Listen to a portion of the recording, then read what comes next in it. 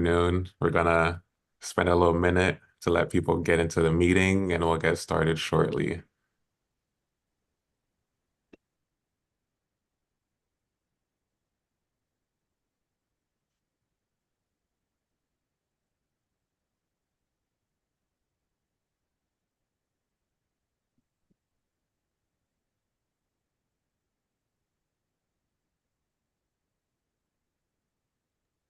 And just to let everyone know, this is also streaming on the Slim Duck Foundation YouTube channel. So um, it will also be live there, which is exciting.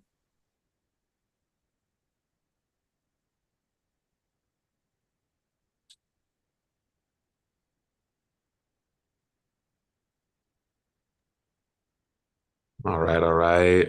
It is 2:02. We're gonna get started. Hi everybody. Thank you for attending.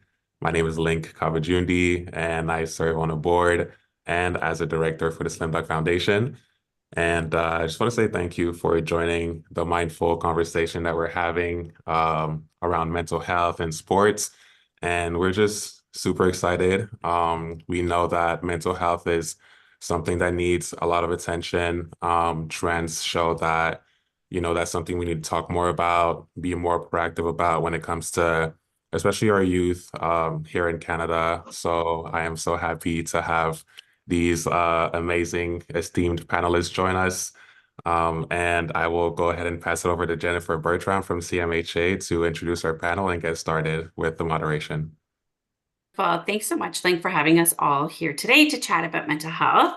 I'm excited to share that this week marks the 73rd Annual Mental Health Week in Canada. So this year, our theme is Compassion Connects, which compassion means an emotional response to the struggles of others combined with a real, authentic desire to help lessen their suffering. I think we could all use some more compassion these days. So I hope that the conversation today is going to be helpful so that we can all talk openly about mental health. At CMHA Toronto, we support the 1 in 5 who live with mental illness, but we also support the 5 in 5, which is all of us who have mental health. Thanks again, Link, and I'm so happy to be here today with Dana, the Director of Wellness at the Toronto Raptors, Nation, the VP of Community Opportunities and Mobilization Unit at United Way Greater Toronto, and Jenny, Senior VP of National Government Relations at Kids Help Phone. And the one who brought us all together, Chris. So Chris, we're going to start with you if you don't mind. Could you tell us a little bit about your journey and why is mental health important to you and your journey specifically? Well, my story, like I said, I started moved off to Canada. I think that was a big change with my family. Obviously, we don't really know what to expect when we move out of the country.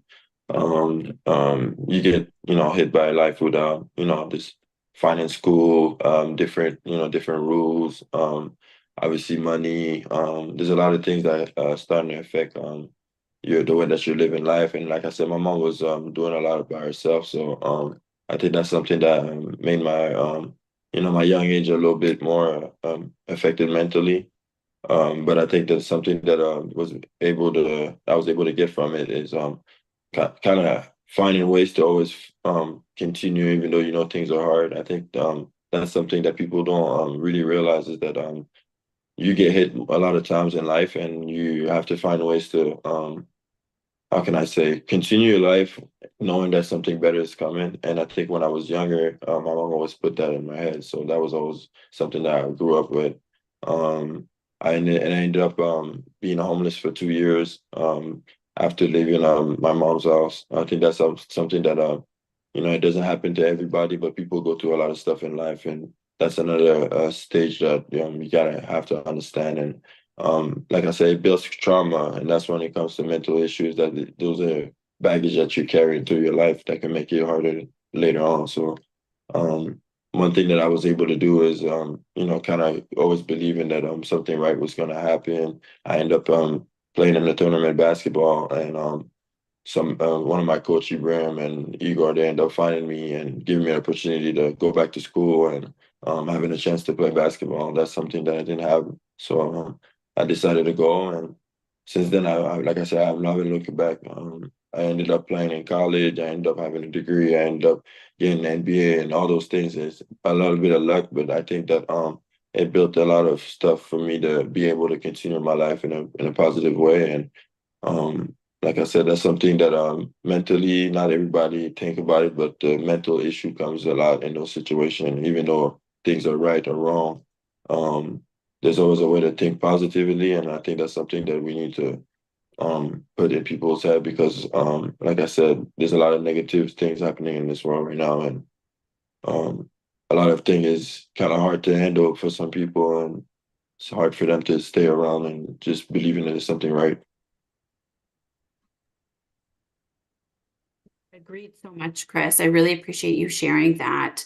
And you spoke a lot about like the resiliency that you learned growing up, coming to a new country and navigating that landscape in itself is really challenging. And then add all these other things. And I really like your idea of just making sure that we have that positivity and really ensuring that we look ahead because sometimes we need to have that vision on those hard days, and you acknowledge that we had them. So I really appreciate that. And just one more question. In the MBA world, how important is it to be kind and show compassion?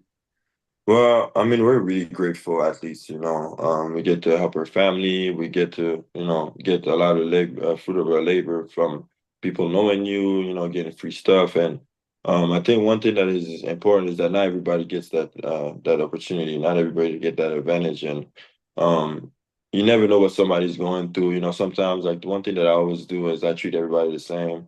If I see a kid, no matter what I'm going through, I feel like, that might be his only chance to see me. Maybe he's super happy to see me. I always take time to, have a moment with them because like, even though I'm going through something, never know what they're going through. And I know my problems are not as big as a lot of people are going through. And that's just something that I always felt like I had to bring. Even when I was young, I was like, even though I had nothing, whatever, I always treated people the same way. And I wanted that from everybody else. And it didn't matter how much money you have or who you were. So I think that's something we are seen by the world, and we get the chance to have a say, have a voice for these kids and build the future. And that's something that you want to be a role model. You want to be able to show the right things, and that's something that I feel like in the NBA that we always have in our mind. And that also brings a lot of positivity to you because, like I said, the more that I have is the more that I want to give back, and that's something that I've always said that. And I want to be known for somebody that's positive, somebody that you want to be around, somebody that you're always ready to help. And to keep that image, you actually got to do the actions, and that's something that I always felt like I had to do. Thank you, Chris. And I think I really like your perspective of always treating everyone the same, no matter what, and being mindful that everyone's coming to the table every day with stuff, and taking that time out of your busy schedule to connect with the kids that are so excited to come see you. And through your foundation, giving lots of opportunities. So you're really leveraging your success to continue to raise others up. And I'm really touched by that. And I really appreciate you sharing that and taking the time. But I know you're super busy, Chris.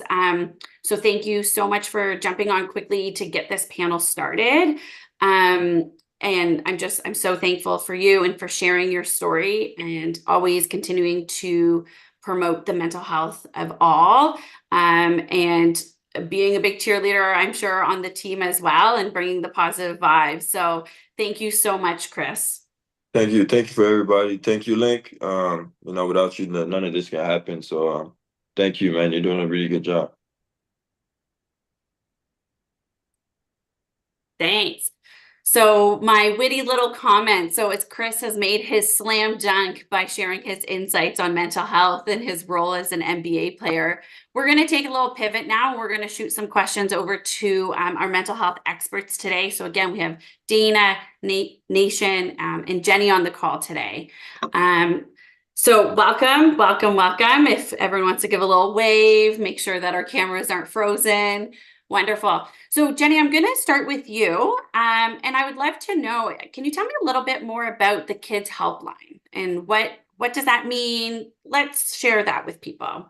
For sure. Just before I dive in, I just want to acknowledge that I'm speaking today from the traditional territory of many nations, including Mississaugas of the Credit, the Anishinaabe, the Chippewa, and the Haudenosaunee. and the Wendat peoples, and it's home to many diverse First Nations, Inuit, and Métis people, and thank them for continuing to steward our lands, waters, and wildlife. So thanks so much for the question. So Kids Help Phone, we are, the simplest way to say it is we're a safe space for young people to feel out loud. So we are Canada's only 24/7, 365, this year 366 because it's a leap year, free multilingual virtual mental health service for young people. We're confidential, anonymous across all our services. And so even though we're national, meaning young people can access us from coast to coast to coast, there's actually nothing more local than Kids Help Phone, the way I speak about it, because it's literally accessing a support from exactly where you are, no matter where you live, because they can access us through their phones, their computers. And that's really kind of the way of communication from a young person to Kids Help Phone. And I think what's really unique is we're 35 years old, but this service has always been around for young people to connect no matter what the issue is, big or small. How our counselors and crisis responders would talk about it is that if it's a crisis to them, it's a crisis to us. Because in their world, that's what it is. It's the thing that is all encompassing. And so for them to have this barrier-free space, totally free, you don't need permission. Our service mandate is 5 to 29, but we really don't turn folks away. And being 35 years old, we do have people who are kind of in the 30 plus realm still reaching out to Kids Help Phone, because there still isn't necessarily a service like us where you can reach out and literally talk about anything and everything. And so, 75% of young people have shared something they've never shared with someone before. And that's that validation that we really have to kind of continue to be that safe space for young people to be able to reach out about anything and everything. That 75% stat is such a important thing to get hopefully your team through some probably challenging calls, and know that it's so important in our communities across Canada. And I love, Jenny, the crisis to them is a crisis to us. I think it really speaks to that, empathy and compassion that's really showing up in the work that your counselors and the responders are doing. And to go off of that a little bit, Jenny, just one more. What do you think? You said it's been around for about 35 years, the actual kids helpline, or help phone, sorry. What do you think has changed maybe in the last 10, 15 years as we've become more open talking about mental health? Yeah, it's interesting. So, since Nation, I'm sure you experience this, and Jennifer, you experience this in your organizations related to mental health, is since the pandemic, so since 2020, the conversation about mental health just changed. We were battling stigma. We still do, don't get me wrong, but certainly the conversation about mental health has changed. So, and we see that across our services. We grew about 2.5 times in a single year. So since 2020, young people have reached out more than 19 million times across all of our services. So that factor of trust is huge. What's changed and has to continue to change is now that the conversations have changed about mental health and people are more willing and open to have those conversations, is how do we meet them? How do we ensure that the services are relevant? So at Kids Help Phone, our challenges, I would say, is always twofold. Number one, we have to stay on top of the issues that young people are facing every single day. And they're changing fast. Like, we knew there was cyberbullying before it was even a term. We heard of eco-anxiety before it was defined. So being able to be on that front line helps us understand what young people are going through, regardless of where they live and how they identify. And we understand the nuances. So that's one, staying on top of the issues. The second that we've really had to stay on top of is, how do they communicate? We all know that if you're not on top of where they want to communicate, it doesn't matter if they have something to say, they won't tell you. So being able to stay on top of that technology and the different access points, and being a service that is there with them as opposed to them needing to find us, enabling that, that's a barrier, right? So those are the things we have to continue to stay on top of. So the pace is fast in terms of the issues and all of the variations of them, in addition to how they communicate. Yeah, and definitely in the world of social media, it's always changing. I feel like every day. So that I hope there's a whole team that helps you try and navigate that. Yeah, data is huge. And I think it's that thing, like, I think for us, growing up, like, we didn't have to consume the world in real time like we do. So I'll take the simple bullying scenario. You can probably leave that at school, a decade ago, maybe 2 decades ago, but you can't now. It follows you. And I used to say, it would take me a good week to spread a good rumor as far as it can go. Now I just drop one message, right? And that changes a young person's world altogether. So it's just the pace and way of communication. So we need to integrate into that world. Yeah, I remember in elementary school and during even high school, it was posters with the number attached to it, and that was kind of the extent of it. Mhm.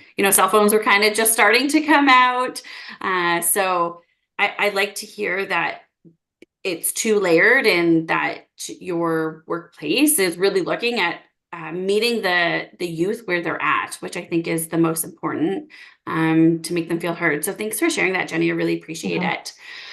I'm going to move over to Nation. From your perspective, why is it so important to speak on mental health from an early age in the Black and equity diversing communities?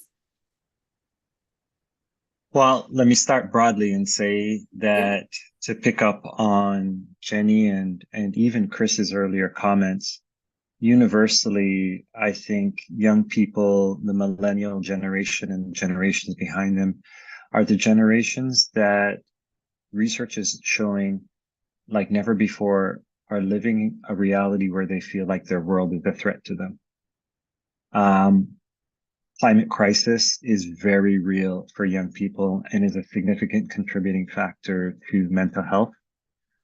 The proliferation of smartphones from 2011 has all of the psychological effects Jenny has referred to, but it also has the physiological effects.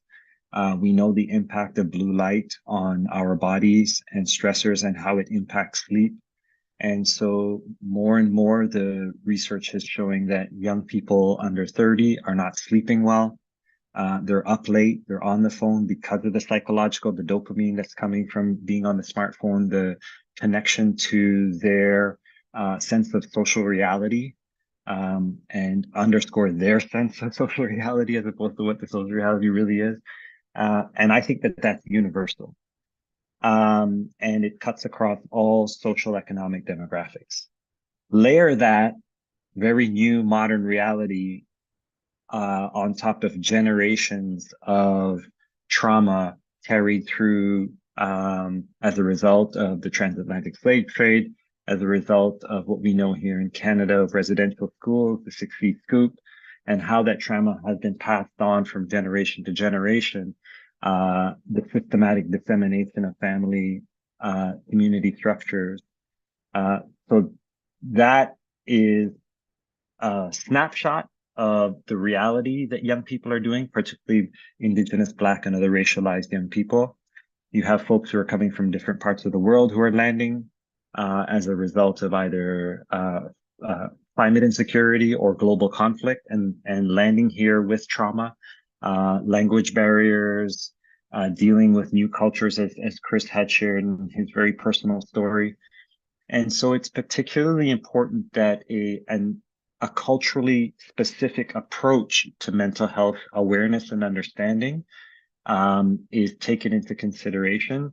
We pride ourselves in the work that we do at United Way with our community partners, that the work that we roll up our sleeves and get involved in has to be informed by the lived reality of the people with whom we are working.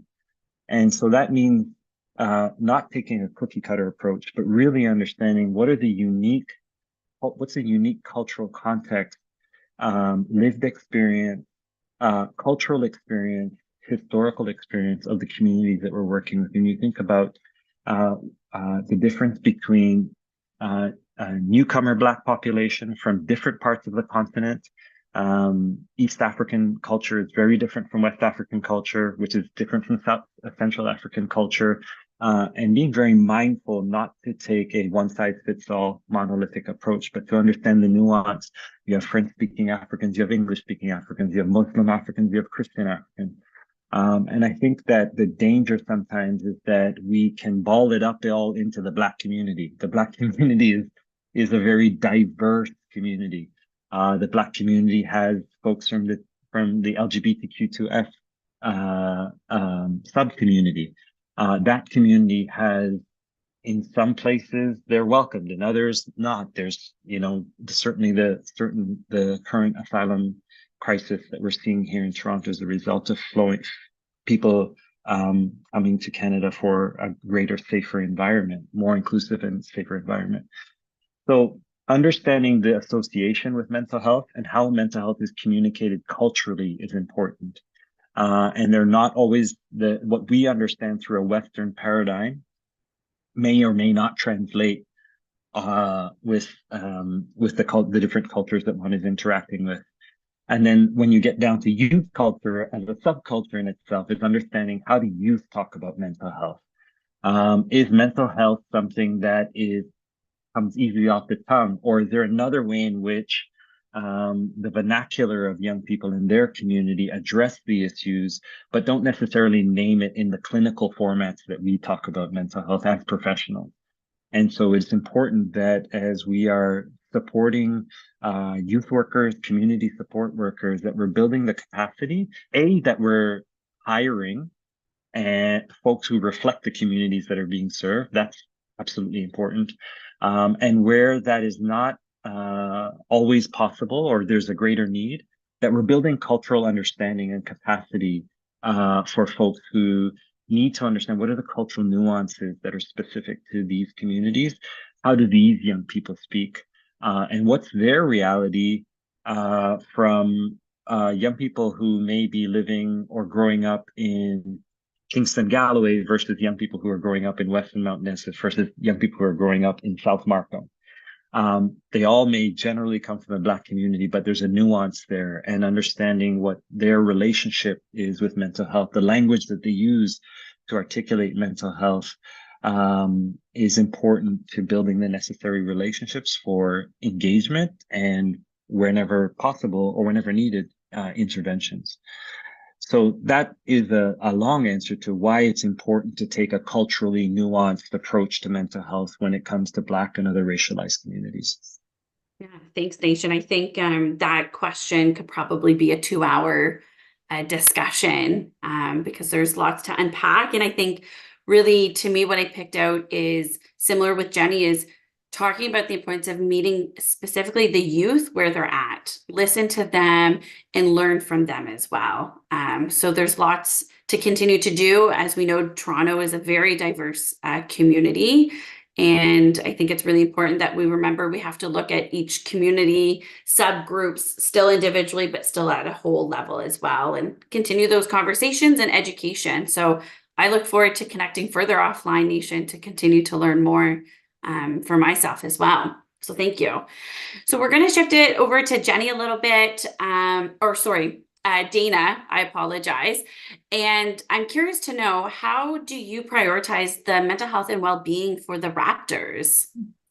Yeah, so just started in January, and here at the Raptors, we really do view wellness as the foundation of performance. And so I'm really grateful for the fact that I think speaks volumes to the organization that they have someone like me who's dually trained from a mental health and mental performance perspective, who's full-time embedded with the organization. So around all the time for the players, staff, coaches, front office, boots on the ground. The fact that we have someone like that in the organization shows how we're prioritizing making sure that we're continuing to destigmatize mental health, mental wellness, having conversations we need to have, all those kinds of things, I think is wonderful. And part of that is we do really take a proactive approach also to our mental health and wellness. I think, I'm a clinical psychologist by training. Like back in the day with clinical psychology in particular, unfortunately, there was this idea that we diagnose someone with an illness and we're treating the illness or fixing the problem, right? And we're really trying to expand what we think about in terms of mental health from a proactive perspective. How do we get on top of things sooner than later? How do we take time to take care of ourselves from a mental health perspective, just like we take care of our physical health? And so from the top down, we really try and prioritize that in our organization. So helping everyone think through, what are you doing to take care of yourself on a regular basis? How do we have conversations sooner than later? How do we nip things in the bud sooner than later? And again, I'm just grateful to be a part of it and to be able to maybe facilitate some of that, offer ideas, offer support as it's needed along the way. Thanks. Yeah. And the proactive, it's kind of like how we have to pre-plan and always be prepared, right? Like building our toolkit of resources, of tools that we could use, if crisis is to happen, or, we have a stressful day, what can we pull from, versus trying to figure it out in the moment, because we can never think when we're under that kind of stress. Right. And to build on that a little bit, you know, this season hasn't been easy for the Raptors. So how did you and the team balance competition with having compassion, not just for themselves, but for the team? Yeah, it definitely wasn't easy. I'm not going to sugarcoat that, right?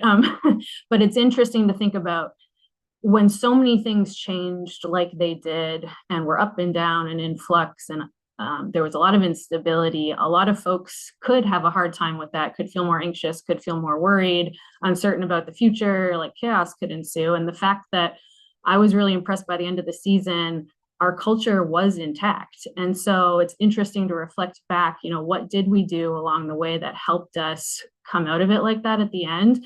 And I think what I was really proud of our organization, we maintained our consistent messaging in terms of what we stood for, what we value, and what we're working towards over the course of the season. So even when we had guys coming and going and things happening that were out of our control, you know, from the top down, front office and coaches were staying true to our values and themes like togetherness, focusing on building and maintaining our relationships, focusing on the process and having that growth mindset rather than worrying about the outcomes, right? Like, even when things aren't always going our way, how do we still feel like we walk away each day feeling like we got 1% better, and making sure that we were together throughout that whole process. So we still had motivation and focus in terms of that competitive piece, but compassion did play a role. And I think some people in the sports world hear compassion and they think that means you're making an excuse for yourself. And that's not what it is at all, right? It's how are we kind and understanding with ourselves and with each other as we're pursuing greatness, right? So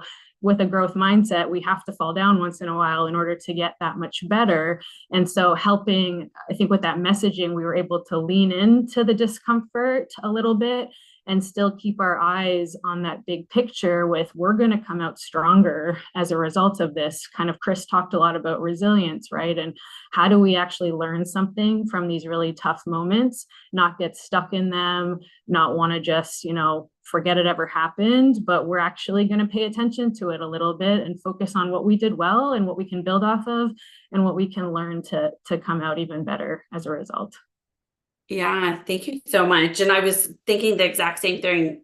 Chris talked a lot about positivity, and it really sounds like that was a culture there at the team where, you know, you talked about togetherness and, you know, the growth mindset of coming out. I think there's a lot of positivity there. So thanks for sharing some secret insiders with all of us today. So I'm going to pop back over to Nation. To talk a little bit about where do you see the future of youth sports and mental health going? Yeah, I think that Dana's laid it out. The Raptors, in many ways, are modeling the type of organizational leadership that we are seeing and have seen for years in the community service sector. Whether that's partnerships with organizations like CMHA, Strides, which is a youth mental health organization, even to parallel Jenny's organization, 211, where folks can call anytime to understand where communities are. The importance of three elements that I think are emblematic in the conversation that we're having so far, that this idea of positivity, which can be abstract at times, Dana mentioned the growth mindset, I think sits in three critical pillars that need to be in place: structure, resources, and leadership. Structure are the tools. It is the way in which the ethos of mental health and mental wellness is understood, coupled with physical wellness and your ability to perform. So I think as we are training young people in the area of sports, that the ethos of mental, physical balance is an imperative right now. There's ample amounts of information at the access of parents' hands, so parents are even more informed and hold folks accountable. I certainly know when I see my 8-year-old on the East End basketball courts, I'm watching the coach and I'm paying very close attention to how that coach is speaking to my child. So there's an increased awareness, public awareness of how you can't decouple mental and physical health. And I think that the degree to which intramural leagues, school sports, strikes that balance and that consistent message around how you train physically and mentally for resilience, for positivity, how you create that inter-team compassion, to your points, Jennifer, that culture of care is critical for raising the um, sensitivity of young people who are coming up, and not just sensitive to recognizing mental health issues for themselves and for their peers, but to feel like they have the capacity to respond, to feel like they have the capacity to identify, I think my friend is feeling depressed. I think my friend is struggling. I know I can name this thing. There's no ambiguity about what's happening in front of me right now. I can put a name on it, and I know that this is something I should talk to them about as a friend, or this is something I need to talk to my parents or to an adult about, because this seems significant. So I think that level of empowerment through sports is a powerful opportunity, and the degree to which we build that in our structures and tools is critically important. Resources. Dana's role is an example of investment in resources. There's a lot of rhetoric out there around the understanding of these issues, but I say, show me your budget. Your budget will tell me how serious you are about embedding mental health. Otherwise, it's rhetoric. If you are not investing in the Danas or the tools or the partnerships necessary for you to ensure that mental health is a core part of the ethos of your organization, your community, your family, it's just talk at the end of the day. So structures and resources, and then finally leadership. The Raptors captures Toronto's heart and mind. The ability for this powerful brand to say unequivocally mental health is a critical dimension of well-being individually, structurally for teams, but for communities more broadly, I think sends a very clear message to young people who look up to the Chris Bouchers of the world. And when they are walking the talk, they take it seriously. And to bring it back to your original question, Jennifer, when a young Black girl or boy or racialized youth see someone who looks like them openly being declarative of the importance of mental health, being so courageous to share their personal journey, it gives them permission to speak their truth as well. And often in for various reasons, the idea of mental health can get buried because there are cultural attitudes around mental health. And those cultural attitudes need to be deconstructed, and young people need to see role models who reflect their communities, who are exemplary and explicit about mental health as a very real factor in society that they are dealing with, everyone deals with, and that there are solutions. Whether it's calling the kids helpline, whether it's calling 211, whatever it is, but knowing that you can seek help is a critical message that young people need. So structure, resources, and leadership are critical success factors to driving mental health for young people through sports or any other extracurricular activity. Yeah. Wow. I got goosebumps with your little, those three statements. I think those are really powerful. To kind of go on that, you alluded to it about the Raptors being, these leaders. So Dina, back to you. Like, what role do you think the Raptors play in destigmatizing mental health, and why is it so important?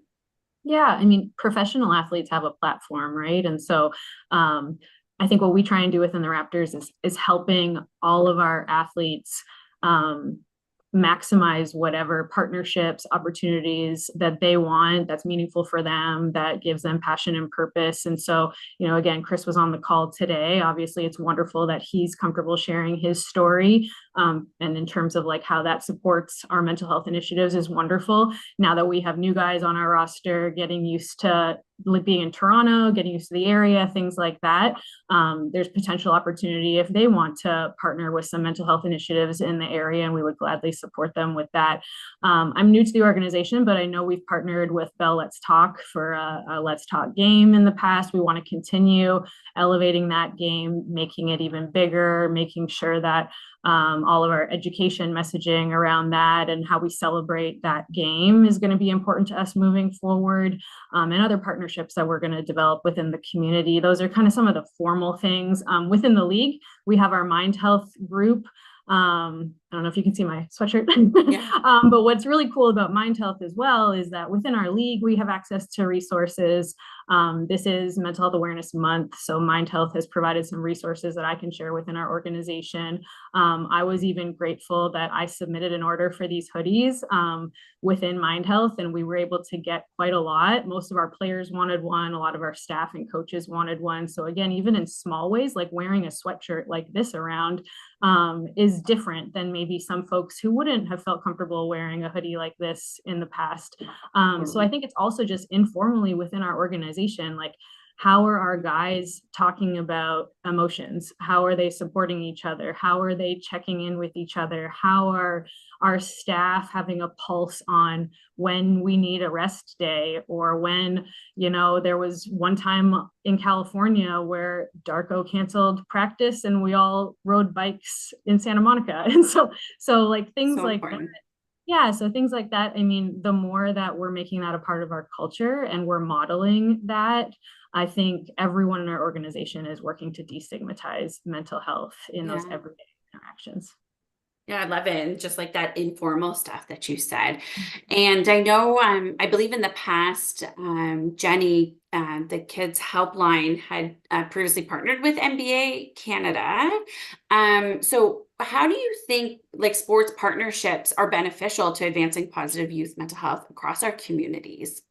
Yeah, great question. And so NBA Canada remains like an incredible strategic partner to us. And there it's about activating platforms. And we've heard, Nation talked about the importance of partnership as Dana, and the individual players themselves have their individual platforms. So with partnerships like NBA Canada, it's about, they have massive reach, right? And an audience that's very captive to basketball specifically. We also work with NHLPA. So and a number of different sports teams. So it's leveraging the fact that they have access to an audience that has trust in them, because there's entertainment value, what they stand for, whatnot. So being able to align with an audience like that, to what Nation spoke about, the audience has various characteristics in young people and trusted adults. So the more we can actually align our brands together and say, like, we as top brands in Canada are really advocating for the importance of youth mental health and the community support that builds around it. It's so key, because these are things that stick in the minds of young people when they see it. These are the minds that, and not just for young people, but we have to also ensure that the environment around them is as supportive as possible. So we talk a lot about trusted adults. And trusted adults look different for many young people. So it's about kind of being in that environment of well-being and seeing these brands completely behind it. To what Dana said, it's about modeling what's important and what's out there, so that the more young people see it, and the more young people see it in trusted brands and players and the platforms, like Chris is incredibly courageous in being able to share that story. And it's that same courage that we want to unlock with young people who see, players like him, who he's a role model to, but also maybe the kid that will maybe never get a contract, but loves basketball. How does sport kind of transcend that mental health connection? These are all important facets about fostering a community. And that's why brands doing it together for the purpose of doing good is really, really important. Totally. Yeah. I totally agree. Like, just making sure that we're all in alignment. And, I think at the end of the day, our goal is that we really want to take care of the youth. We want to hear from them and make it so that they could share their stories. Because they're definitely, they're going to lead us in the future. And we want to make sure that they're in a good place to do that.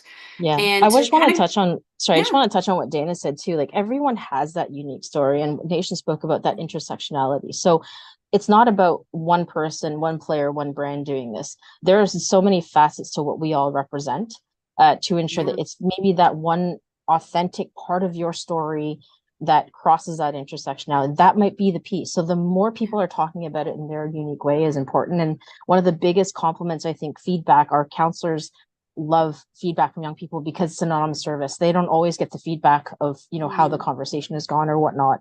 And for a young person to say, like, I can just come to Hate Cell Phone and I don't have to explain who I am. it's just this lightness that they can be who they are and that authentic self. So meeting them and seeing the people around them, and to what Nation said too, not having and being able to use the words that are comfortable to them when they may not know what they're describing is really, really important. Wow, the work that they're doing is so incredible. Thank you, Jenny. And Nation, just to go off that a little bit, is how can a place like United Way, Greater Toronto, play a part in both addressing the need, but also shifting the narrative? Because I know you're working in quite vulnerable populations across the city. So yeah. So we fund and partner with over almost 300 community service organizations across the GTA, from Peel, York, and Toronto. All of these organizations deliver a combination of much needed services. We also have a partnership with the City of Toronto and Toronto Police Services, delivering what we call our focus situation tables. And those, take a moment to use this as an example. The focus situation table is a very unique systemic approach to addressing mental health crisis in communities, where community service organizations, folks from teachers, health providers come together at the tables and bring forward recommendations on individuals or families who they think are going through what we refer to as acute elevated risk. Acute elevated risk is essentially there's risk that they may harm themselves or find themselves in harmful situations. And if it's determined as acute elevated risk, and up to 90% of the referrals that are brought to the table often are determined, then it triggers a systems approach. So it could be a combination of a community service agency, a health agency, and the school. Just whatever institutions are best poised to move that case forward and put that family or that individual in stability. 30%